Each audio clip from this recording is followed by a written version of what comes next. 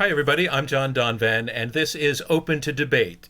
We started planning for today's episode some time ago, but a recent development is giving our topic question some sudden new relevance. You may have heard that the Supreme Court of Alabama has ruled for the first time that frozen embryos are to be considered children, and that destruction of such embryos may therefore be a crime, wrongful death of a minor.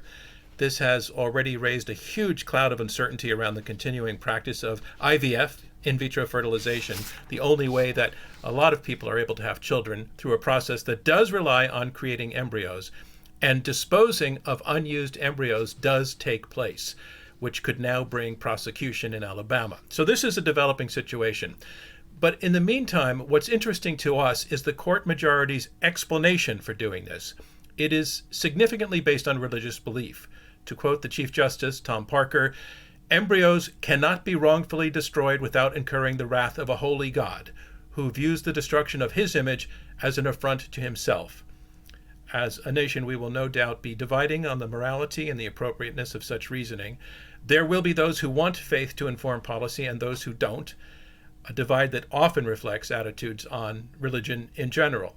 Not always, but often. And that is the part that we are looking at today, the impact of religion and religious faith on the world, faith and practice, its impact on the individual, on society, on the events of human history. Here's what we are asking in this debate. Is religion a force for good? So let's meet our debaters. Answering yes to that question, Shadi Hamid, columnist and editorial board member at the Washington Post. He is also at Fuller Seminary. Welcome, Shadi, to Open to Debate. Hi, John. Thanks for having me. And answering no to that question, we have Annie Laurie Gaylor, who is co-founder of the Freedom from Religion Foundation. Welcome, Annie Laurie. Thank you. Before we get started, I just wanted to ask each of you a little bit of background question in terms of what brings you to this very argument. I'll start with you, Shadi. I know that you recently wrote an op-ed in which you pondered how you might have become a very different person if you hadn't grown up with religion in your household. So I'm wondering, how does religion play to you being here today in this program? Great question. Well, in that Washington Post op-ed, I was actually lamenting the fact that I wasn't more religious. So I grew up in a religious household, but then let's say I became more influenced by the secular world around me, living in elite, liberal-leaning cities where secularism was just the way things were. And I look back as I get older and I wonder if having a stronger rooting in religion might have been helpful. And it certainly would have changed my life, I think, in interesting ways. But this is also the set of topics that I work on. So there's a personal and a professional element. I study the role of religion in public life, but I also think about my own state of religiosity and how that's changed over the years. Thanks for that insight, Shadi, into who you are and how you think. Annie Laurie, I want to also ask you about, in a sense, your past life and how you got here today. This whole debate and your being in it really is something of a family affair for you, isn't it? That's right. My mother and I created the Freedom from Religion Foundation because we've been so concerned about the bad influence of religion and government. But she taught me to base actions or morality on the yardsticks of reason and kindness. And we don't need a big spook in the sky to tell us how to behave. We need to figure it out for ourselves. And religion gets in the way. So you worked with your mom on this. You were able to get along well Yes. enough to do that. All right. Yes, we did get along. All right, terrific. Well, let's get to our opening statements. Each of you will get a few minutes to explain why you're answering yes or no to the question, is religion a force for good? Shada, you're up first. Your answer to that question is yes. Please tell us why. So I want everyone to suspend their biases for the next few minutes, the next hour. You might think religion is uncool or even silly, but try not to worry about that, because for the purposes of the question, we're only asking whether religion is a force for good, not whether it's true or rational. And yes, emphatically, it has been a force for good. Let's start with individual well-being. A 2019 Pew study found that in 21 out of 26 countries, the religiously active were happier than the religiously unaffiliated. This is good. In the end, I think most of us want more people to be happy more of the time. Happiness indicates higher levels of fulfillment, meaning, and belonging. People who are content are also less likely to commit crime or acts of terrorism. Well, why might religious people be happier? Take your pick of reasons. Religious people are more likely to get married and have children, and being married and having children is a strong predictor of overall well being. But the point is broader than that. We are social animals, and it is absolutely vital for us to be connected to family, friends, and community. Religion facilitates that. But data only takes us so far when it comes to life satisfaction. So let's think more intuitively about this. Even if God isn't real, he's real to the people who believe in him, and that offers them comfort and resilience in times of crisis. Humans are meaning makers, and one of the great challenges we face is how to make sense of tragedy. Religion helps us do precisely that. Well, you might say happiness is overrated. You don't care about that all that much. So now let's turn to religion as a social phenomenon.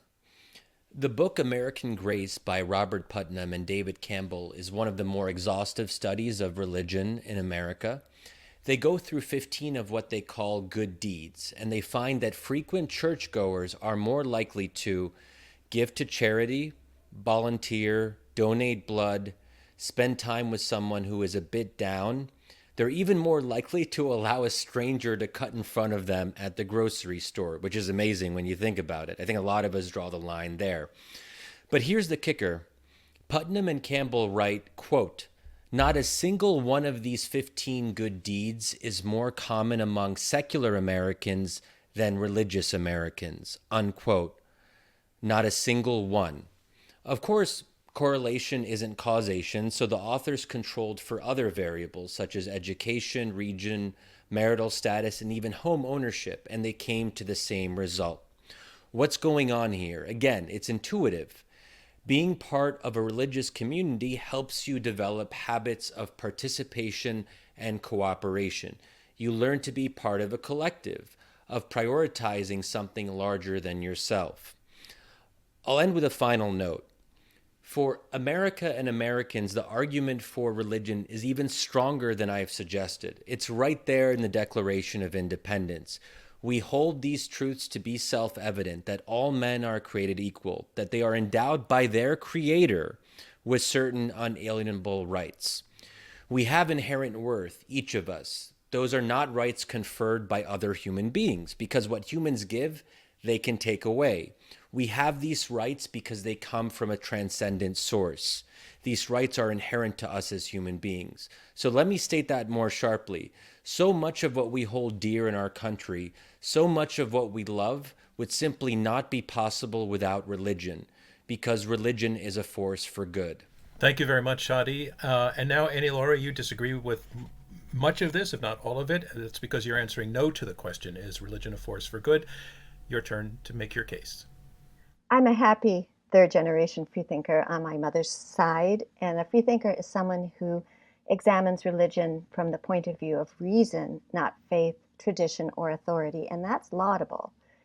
I'm grateful that my parents allowed me to decide for myself about religion until I was old enough to grapple with theological abstractions like hell and sin, and being told that someone was horribly tortured and killed 2,000 years ago because of my sin. Thomas Paine wrote that any system of religion that has anything in it that would shock the mind of a child is not a true system. Religion is a far greater force for harm than good, and this is true in ethics, in history, culturally, and in our current times. And religion in government is never a force for good. But first, let's talk about ethics. Many religious people are good. Bertrand Russell said that kindly people believe in a kindly God, and they would be kindly in any case. But cruel people believe in a cruel God and use that belief to excuse their cruelty. The physicist Steven Weinberg took that one step further. He said good people will do good things, Bad people will do bad things, but for good people to do bad things, that takes religion. Many religious people will insist that you cannot be good without God. But if I don't accept and parrot back their delusions or claims, then I deserve to be tortured forever in a pit created by, by their loving God. Christianity, Islam, and Judaism predicate their morality on being faithful and obedient to a supernatural lawgiver. But true morality isn't obedience or having to be bribed or threatened to be good. It is basing your actions on your consequences. Humans should base actions not on arbitrary authority, but on the humanistic principle of avoidance of harm. And holy books are behavioral grab bags. God is love, but you should kill unbelievers and stone homosexuals. 200 Bible verses treat women as inferior. The Bible contains violent, sexist, racist models of behavior. Zealots in America are banning abortion based on faith, not fact, and now fertility treatments are endangered because of God's so-called wrath. In Islamist nations like Afghanistan and Iran, women are brutally put down. Historically, religion has caused schisms, warfare, crusades, inquisitions, and witch hunts. Religion is innately divisive and makes differences between people more incendiary. Look at Israel and Gaza. Religion's biggest mistake is making dogma more important than people. If someone believes God is giving them marching orders, watch out. And finally, there is the intellectual harm of believing what isn't true. If you base your life and your priorities on something for which there is no evidence, it's building your house on the sand. Religion encourages believers to spend their best time and energy in pleasing an unprovable God or achieving an unprovable afterlife instead of making this world the paradise that it could be. Thank you, Annie Laurie. Thank you to both of you. So now we know where you stand on this question and why. Very briefly, what I think I heard in each of your arguments, if I were to sum them up and in a sense put them in their boxes, that Shadi, I heard you making an argument at the very much at the internal level, or it begins at the internal level, that religion is quote unquote good for the soul, actually good for health, good for socialization, good for people connecting with one another, for getting along with one another, for dealing with things like grief and understanding the world. Annie, I'm hearing your argument being a little bit more at 25,000 feet, looking across history, religion's impact on movements, on historical events, where you're making the case that while you concede that religion can have some good impacts, you're saying that on the whole, its negative impacts outweigh the good. So there's a lot to get into here, and I just want to start with a very, very specific split that I saw between the two of you, where, Annie, you used the phrase about religion that it is innately divisive. Shadi, you're making the argument that religion is a connector between people. Shadi, take that on first in your response to the idea that it's innately divisive. Well, first of all, division on its own isn't necessarily a bad thing. Some divides are worth having. I don't believe in unity. I think diversity and pluralism is good. So I think it's wonderful that in America and many other democracies, you have different religions that disagree with each other, because we learn from that diversity. And life isn't supposed to be a simple, straightforward thing where we all get on the same table and come to the same conclusion. And religious competition can also be positive in the sense that different religions are trying to appeal to Americans, and that can be a kind of competition for good. That's one way of looking at it. But I would say that religion is a connector because it helps us grow in communities and houses of worship. It's fundamentally about how we interact with other people. When we're praying, when someone is preaching, they're not preaching to an empty room, they're preaching to people. So everything is about that interaction in a congregation or community. And I think that chroniclers of American political life, like Tocqueville, for example, one of the main themes of his masterwork, Democracy in America, is that religion is absolutely fundamental to the American spirit, to American civic engagement. That's where we learn the essential habits of how to deal with one another. And there's no All right, I'd like to yeah. let me just let Annie Laurie respond to some of that because you've made quite a few points. Well, of course, I believe in pluralism too, and I believe in e pluribus unum, from many come one, and there is strength in diversity. But unfortunately, God believers in our country have supplanted that very good motto with "In God we trust." And who is that we? Up to a third of the population today is non-religious, and that makes us the outsiders and God believers insiders, and we actually have a godless constitution. So we want to keep it that way. In terms of it being a unifying factor, how many times do we see basically wars over my God is the right God, my God is bigger than you, my God is telling me to kill you? I mean, we see this going on right now in Israel and Gaza. So I don't know how you can ignore that. And I think that what you're proposing is kind of a fool's paradise. If religion makes you feel better, then that's good.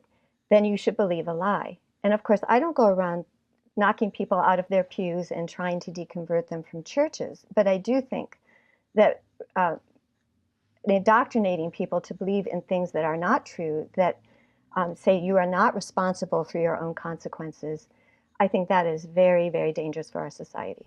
So, Shadi, that's a challenging point. As you said in the beginning, this debate is not about whether the tenets of faith are true or not, and this debate is not about that. However, your opponent is asserting that they're not, and then making the more even stronger statement that therefore people are living according to a lie.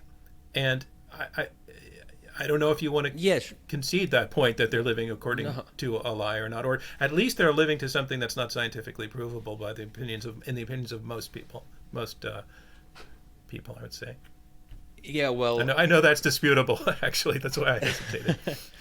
Well, so Annie Laurie is more than welcome to think that God is a lie. Obviously, religious people themselves don't think it's a lie. They think it's true.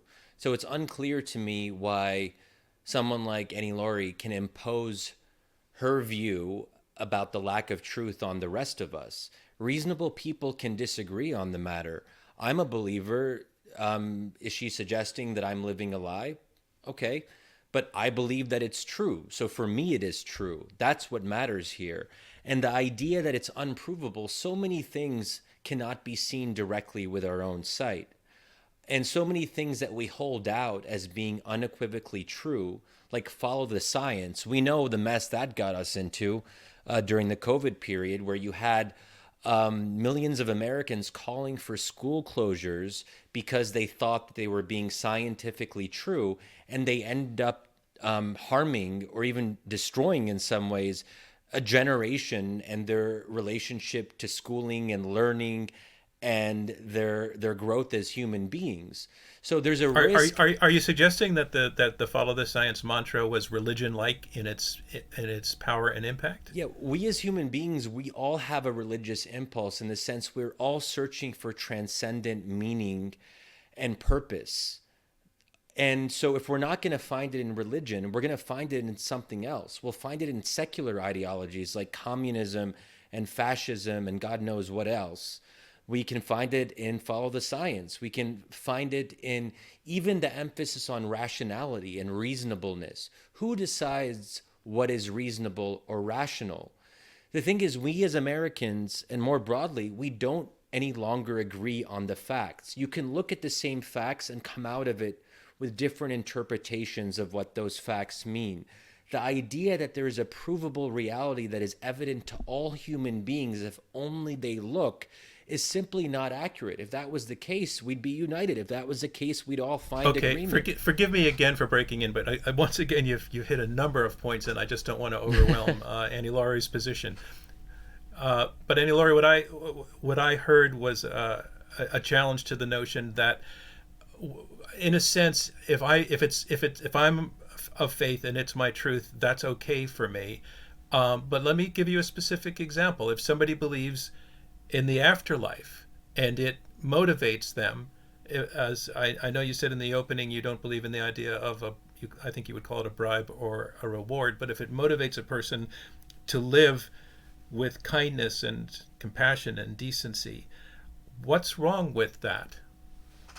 I'm not saying that people cannot believe in religion. I'm saying it's not a force for good. No, I understand that. So my question is, why is that not what is harmful in people believing in an afterlife and living to that end? Because then they're not making this world precious.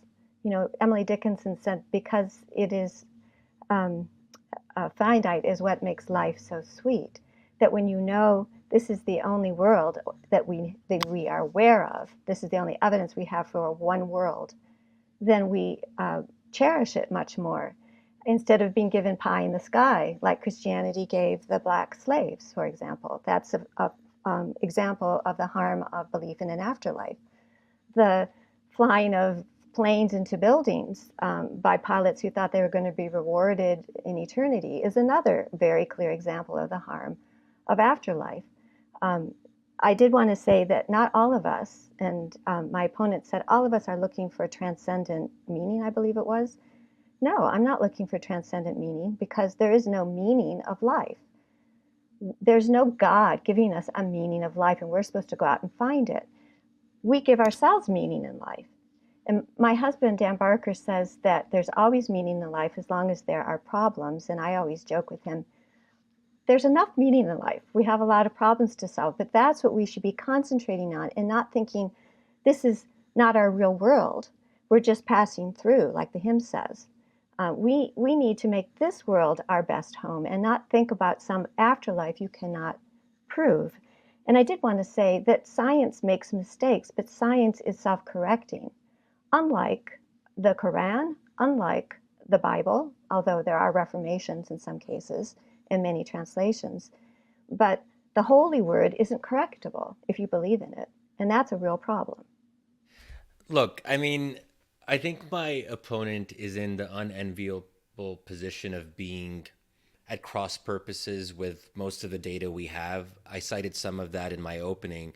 I want to add one more. This idea that religious people don't care about this world or don't see it as precious is just simply not supported by any evidence that I'm aware of. In the same Pew study that I quoted earlier, religious people are more likely to vote. This was the case in every single one of the 26 countries polled. And here the gaps tended to be quite large. Just to give one example, in the US, 69% of the religiously active say they always vote, compared to only 48% of the religiously unaffiliated. The same Pew... Who are mostly younger, by the way. Older people do vote. And 98.8% of the members of the Freedom from Religion Foundation vote. But we have 40,000 members. So sure, that's fine. But I'm saying the overall numbers, all the survey data we have, that on an aggregate level for us as a country, religious people are more likely to vote. They're more likely to give to charity and to participate in their communities, to join voluntary organizations. The list goes on. That's what the data... Well, you're citing one or two studies, but I would like to cite the work of someone like Phil Zuckerman and Ryan Cragen, who's here, about contrasting religious states with non-religious states. And in fact, the data shows the opposite, that the more religious a state is, the more crime, the more poverty. That's true of states in the United States. The more religious states have much more poverty, much more crime, more babies are dying, more obesity. Are you suggesting that religion is causing that? Well, how does it cause crime? I'm saying that you're saying the opposite, that somehow religion is all sweetness and light and it does only good things. I didn't. And that's how do you explain what goes on in the most religious states? I didn't, Shadi, I did not hear you make the case that religion never does anything bad or wrong, and that does get me to a question that again comes from Annie Laurie's opening, that we know that religion has energized hostility in war. We can take the example of the Crusades. We can talk about Northern Ireland. We can talk about Gaza and Israel. There are a lot of examples where people went to battle under, particularly in Europe, under the symbol of the cross, and bad things happened. And I'd like you to take on that perception of religion. It again goes to her argument that it's a separator. Yeah, well, first of all, Israel-Palestine is not primarily about religion. That's about land and territory and two competing nationalist causes. But putting that aside, the argument that religion is particularly violent is, again, not supported by the evidence. In fact, I would suggest the opposite. The most secular century in human history was the 20th century. That's when we see a profound secularization spreading throughout the world. This was also the most violent century in human history, by far, by millions and millions, because we had three ideologies in particular that were secular, that were anti-religious, that actually saw You're not saying that Hitler was secular. I can't let you get away with that. Hitler was an opponent of Christianity. Catholic churches and Lutheran churches. And he said, I am killing Jews for Jesus. Well, So we know he was not an atheist. most of the historians who have studied the Third Reich and Hitler argue now that Hitler was actually sometimes in public statements trying to curry favor with religious people, but that he himself privately and was not So he what? certainly was not religious, and there's no evidence that he believed in the tenets He of was Christianity. Catholic, and he That's was not never true. He actually left the Catholic Church when he left was home Catholic, at 18. and he was Catholic, and he was never excommunicated. That's actually not. And soldiers wore I just finish? on their buckles. Just let me say, soldiers wore on the buckle of their Bible belt, "Gott mit uns," God with us.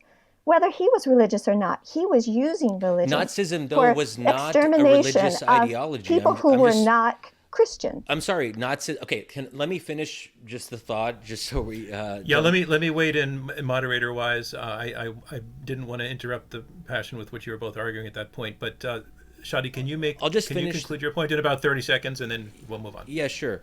Secular ideologies have been by far the most destructive forces, and the other ones are communism and fascism, and we're talking about tens of millions of people killed. So this idea Mussolini was Catholic.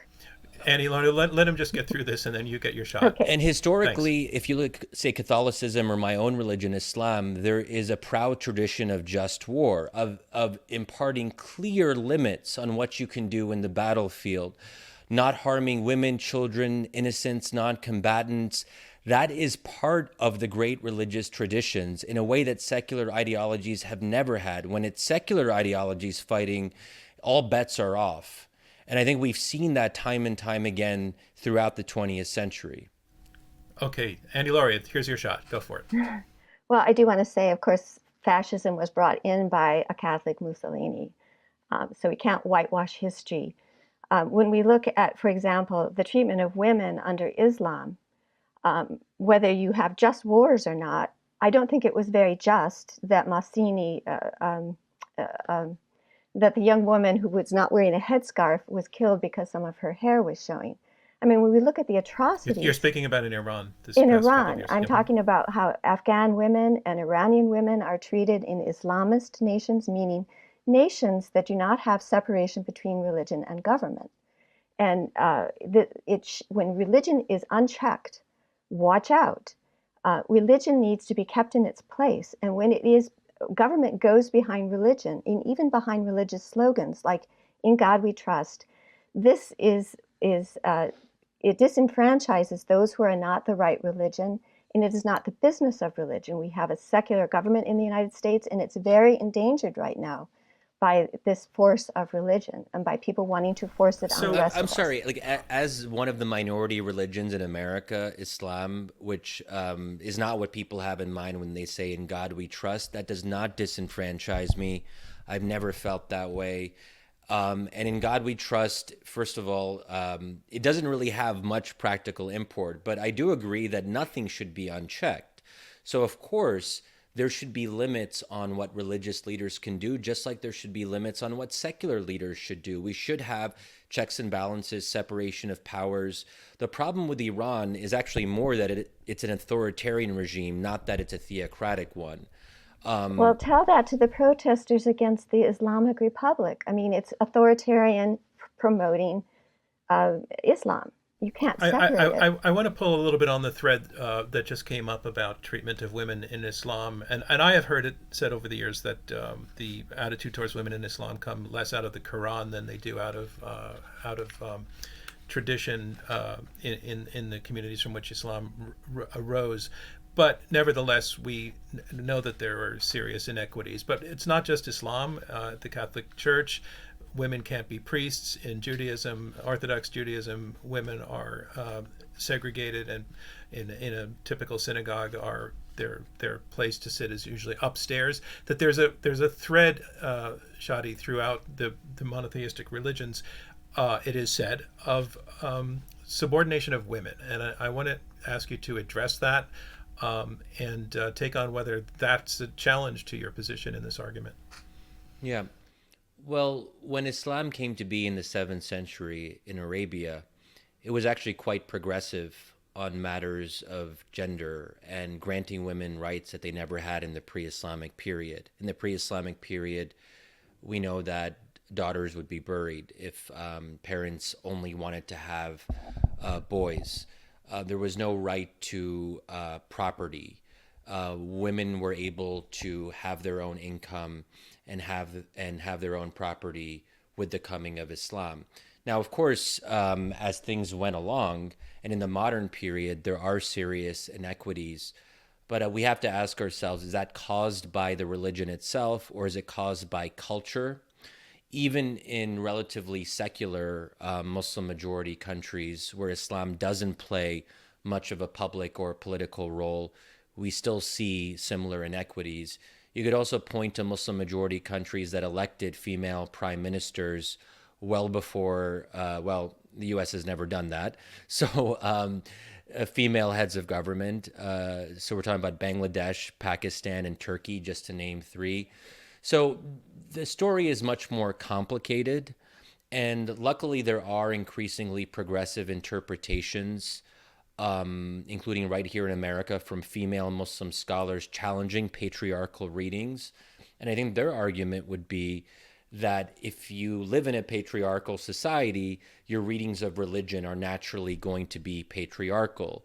So ultimately, we're talking about a complex mix of not just religion, but religion with culture and with the political systems that don't actually allow free debate and discourse around how to treat women. And that's what you need. You need to be able to give people a chance to provide different interpretations that are more open and progressive on these questions.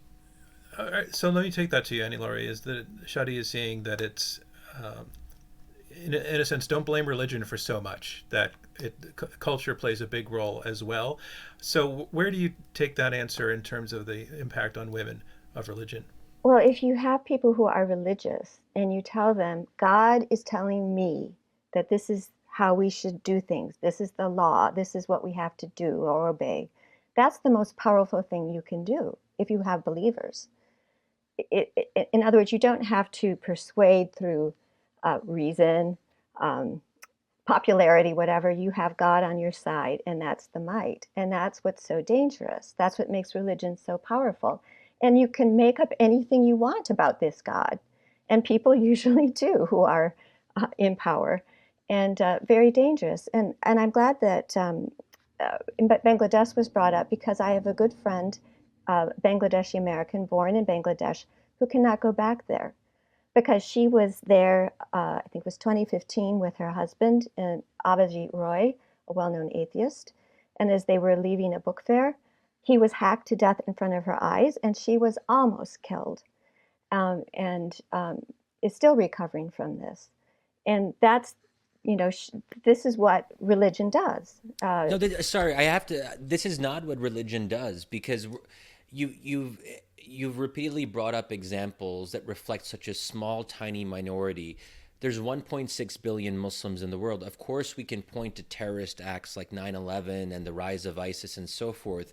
But if you look at it in the broader context of such a massive body of believers, this is not mainstream. The idea that people go around hacking each other for their religious beliefs is simply not an accurate representation of real life.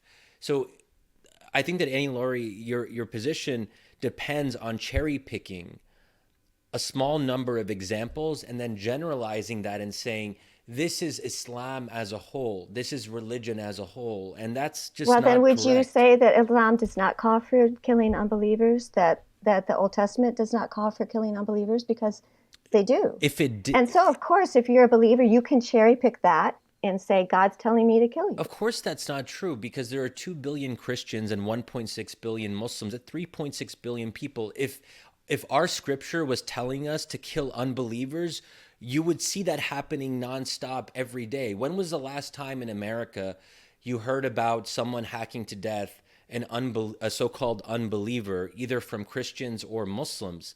This is not the way we practice our faith. And your description of religion, I can't relate to it. I don't know what religion you're describing. But the idea that we're violent... Let me jump in. I want to give Annie Laurie the last word in this segment. So, Annie Laurie, here's your turn. Well, you can't just whitewash religion and talk about that it makes you feel good to say that it's good. You have to look at the fruits of religion, as the Bible says. You have to look at the Catholic crimes against children and the cover-up by the hierarchy. You have to look at what Bible verses say, what the so-called Mosaic law says, which is shared in common by Christianity and Muslim and Judaism. And it is full of violent injunctions. You can't ignore that. I think you're the one who's doing the cherry picking. Okay, so disagreement about who's cherry picking, but our question is religion a force for good? And now we're going to bring in some other voices, some experts and writers on this topic who have been listening into the conversation and are going to join us now. And the first person I'd like to say hello to is Reha Kansara, who is the religion correspondent for BBC News Global. Reha, thanks so much for joining us, and please come on in with your question. Thank you for having me, and Annie Laurie and Shadi. It's been great hearing both of your perspectives. Very interesting. I couldn't help but gravitate towards the latter part of your discussion around culture and religion, and 2 things stuck out to me. 2 questions that you could probably answer in one. Essentially, one is, can you separate religion as a tool for good versus a weapon for political gain? Which sort of overlaps with, how do we separate culture from religion? I love that question, because I think it sort of goes at the gist of where the disagreement is, because Shadi is taking the position often that things are about culture and inseparable from larger forces, geopolitical forces, cultural forces, and Annie Laurie is more likely to say, but religion is the leading influence in these situations. So I think you can both take on that question, and I think you could go first, Annie Laurie. Yes, I mean, I think you can definitely separate some culture from religion, but it is very intrusive. And I think that your first point is very apt, that religion can be used as a weapon, is used as a weapon. And I guess, is that getting to the...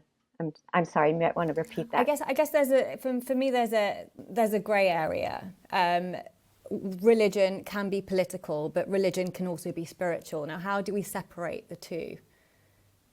I think that it would be ideal if religious people would simply practice their religion privately and not try to force their religion on others through the state. And that's where we get into trouble. We can all get along with different beliefs so long as the government isn't making a decision about which religious belief is true. Yeah, so just to clarify, the question here is religion a force for good? The way that I interpret that is we're talking about the net result. So I would never pretend to say that religion is completely pure and there's never been something negative done by religious people. Of course not. But we're talking about the broader sweep of history. We're also not talking about religious states. We're talking about, is religion a force for good? And the idea that when religious people do something bad, it's caused by religion, I just don't see how we can make that case. When a secular person or an atheist does something bad or implements a destructive policy, do we really say that their secularism caused them to do that? So it seems that we're holding religion to a standard that we would never hold for other persuasions. And I would also say that religion can't be kept private, because if religion is something that is important to you and it's part of your community and your sense of belonging, of course you're going to express that in public. And I should just remind everyone that public religion, has played a very powerful role in anti-colonial movements in places like Sudan and Algeria. But it's also been a force for liberation for Black Americans. I mean, the civil rights movement was led, not exclusively, but certainly some of its most prominent advocates were devoted Christians who saw their Christianity as fundamentally informing their desire and demand for justice and equality, and their care for the poor and the downtrodden. The great abolitionist movements were driven by, again, a sense of Christian witness and care for those who are destitute or disregarded by society. I mean, religion gives so much passion and power in the public arena. Now, of course, that can lead to bad things, but let's not forget that the political power of religion can lead to really great movements of liberation and justice. Yeah, it does seem like we're arguing, in a sense, for the most part, is what this argument is. Is it for the most part a force for good or not? And each of you concedes a little bit of the other side's point, but that on the whole, Shadi, you're saying it's a force for good, and Annie Laurie, you're saying on the whole it's not. And I saw you shaking your head during Shadi's comments just then, especially when he talked about the inspiration for the abolitionists. Right, because the earliest abolitionists were almost all non-religious, or they were considered heretics among their own sects, such as Quakers. And Thomas Paine was one of the earliest to call for the abolition of slavery. Of course, was a deist in the classical sense. When you talk about liberation theology, I think that if people are inspired to do good by religion, great. I think that's great. But we can't give all the credit to religion, and it is very much overlooked in the Black Civil Rights Movement. I mean, people like W.E.B. Du Bois, and the guy who organized the 1963 Civil Rights Act, Civil Rights March, was an atheist and a gay guy, and he wasn't supposed to let people know that. So you never know what's behind some of this. But in terms of saying that, gee, I'm being unfair to religion, I'm blaming religion for everything. If you look today at our very ununited states of America, we can see what is the problem right now. What is the threat? It is Christian nationalism. And that means a political movement, not Christianity, but a political movement saying that a certain kind of Christianity has to be enforced by our government, and certain Christians are more privileged. And we are seeing them take away the rights to abortion in 21 states, trying to take away the rights of LGBTQ rights in almost that many states. We just saw this death of this 16-year-old in Oklahoma. Very tragic, because their superintendent has been making a huge deal about which bathroom to use. I mean, over and over again, we see the harm of religion in our laws and policies. And that's why religion is not, on its whole, a force for good. If someone is motivated to do something good by religion, wonderful. I applaud that too.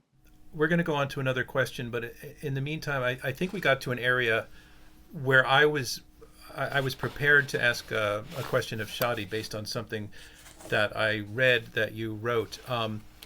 Shadi,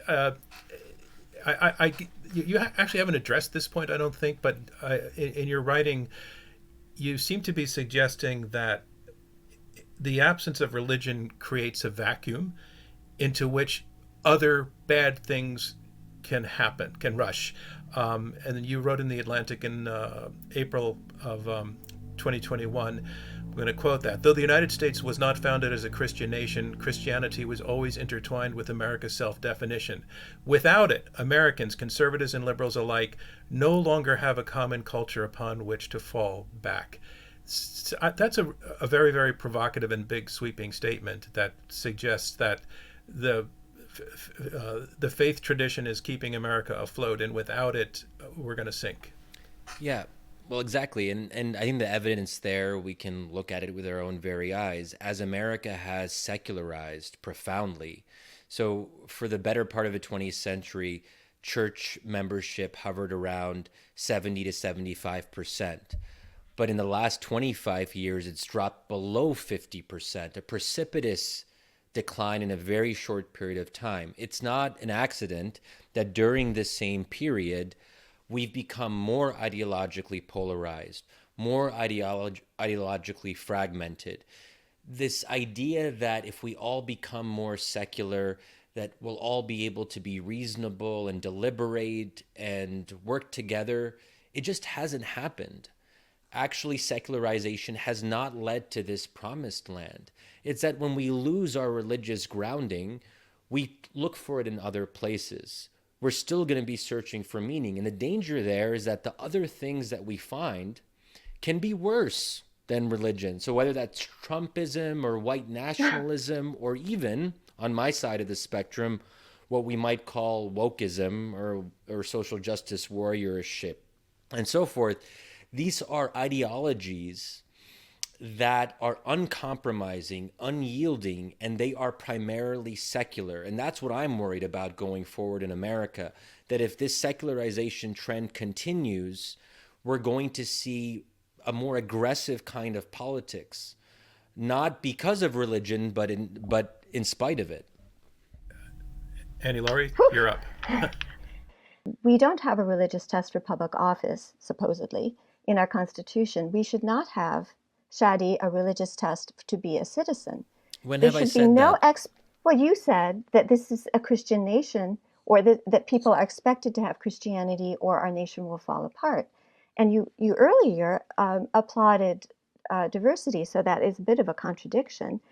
And I certainly would not want to go back to the 1950s or 1960s, would you? We had the women's movement, we've had the civil rights movement, we've had the gay rights movement, we have four-year kindergarten and on since that I never time. said that So we were a Christian nation. I said that we had a common Christian culture, that there was a basic familiarity with biblical references. There was something there in the broader culture. And, and it's worth noting that, not to go back to the founders, even the founders who weren't Christian, some of them were deists and theists, they were products of a broader Christian culture. And they drew on natural rights theories when they were developing their own ideas about individual rights, as stated in the Declaration of Independence. It's stated there as explicitly as it could possibly be that these rights are endowed by our Creator. So clearly, the move towards freedom and equality and human rights, while still had a long way to go at that time, presumably we as Americans believe in our ideals, and most of us believe in the founding and its promise. That just simply wouldn't have been possible if it wasn't for the influence of religion.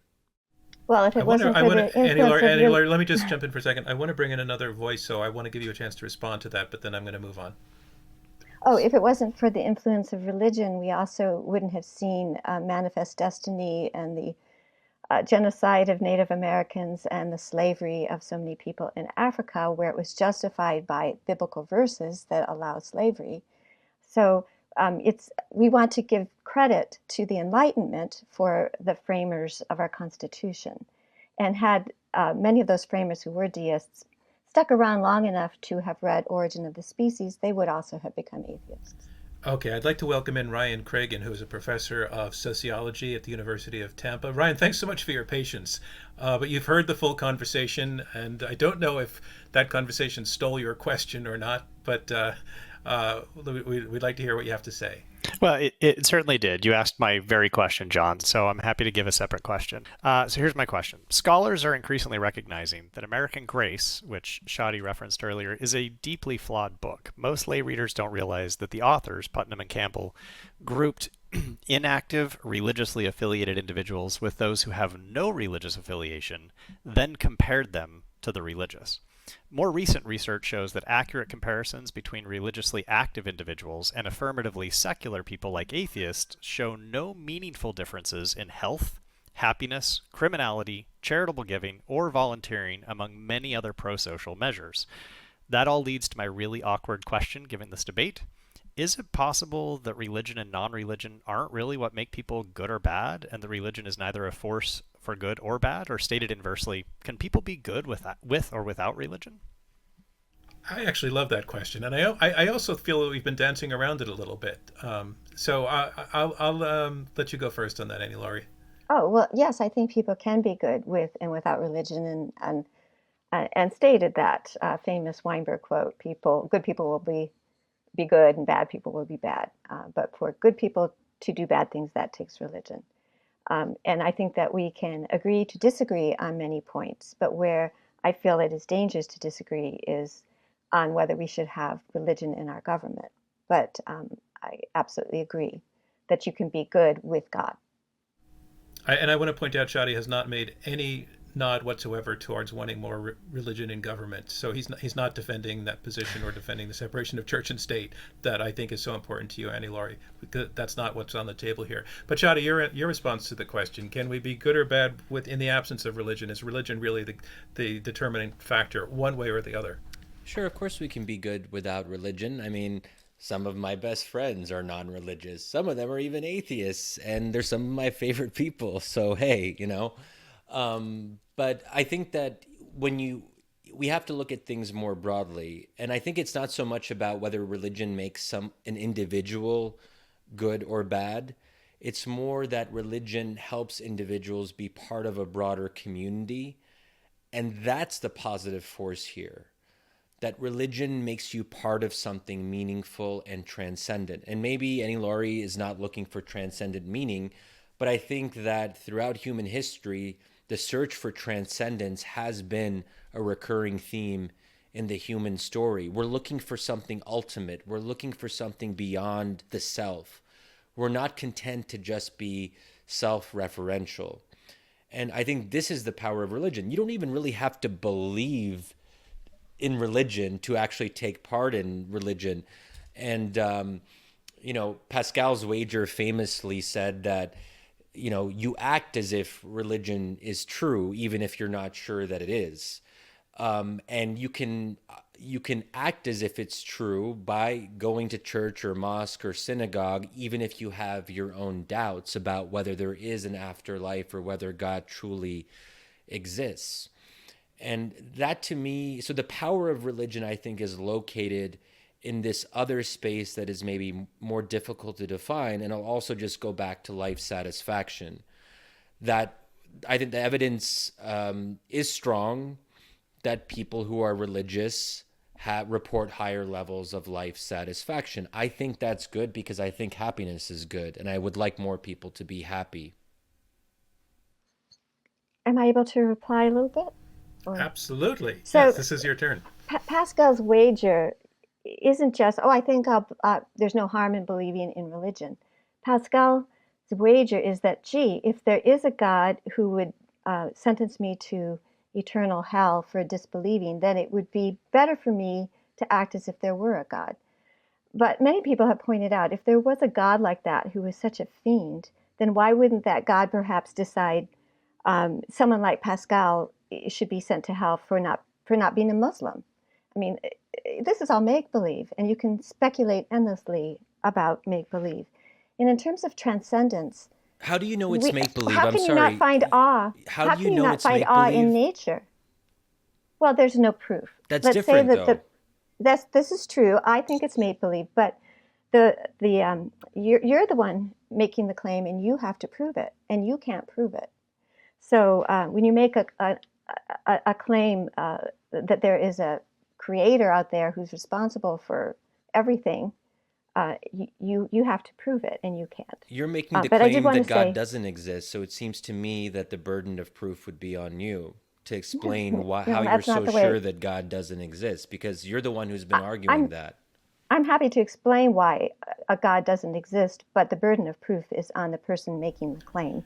I apologize that we don't have time in the debate to go down that path. Why don't we get enough awe? Why don't you get enough awe from nature? Why isn't that transcendent enough? Why does there have to be something supernatural beyond nature?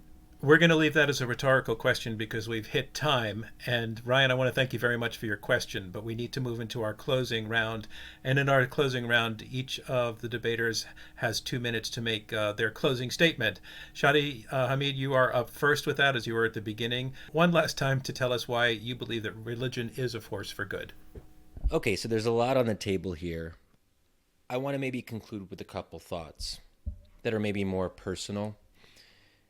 I think one of the great things about religion, certainly Christianity and my own faith, Islam, is the idea of delayed judgment. That not everything has to be accomplished in the here and now. When Annie Laurie mentioned earlier that we should seek paradise in this world, that makes me really nervous. Life is inevitably about suffering and tragedy and difficulty. We're never going to be able to erase that from the human experience. What religion can often do, and does it certainly for me and many of the religious people I know, is it allows you to chill because you know there's something beyond this world, that you can wait a little bit. If there is an afterlife, that can actually tamp down passions because you can leave things for the next life. You don't have to accomplish them right now. There's actually a great thing in the Islamic tradition where legal scholars would end their fatwas or religious edicts with the phrase, "and God only knows." That's really powerful to me because they're making their case. They're saying that God wants you to do X, Y, and Z, but there's an intellectual humility there because we know that God is so much better and bigger than we are as mere mortals, and we defer ultimate authority to him. And when religious people try to act as if they are God, they are violating fundamental principles in their faith, which is that they can't be God, that they are weak and frail, and they don't have the full access to the truth. None of us do.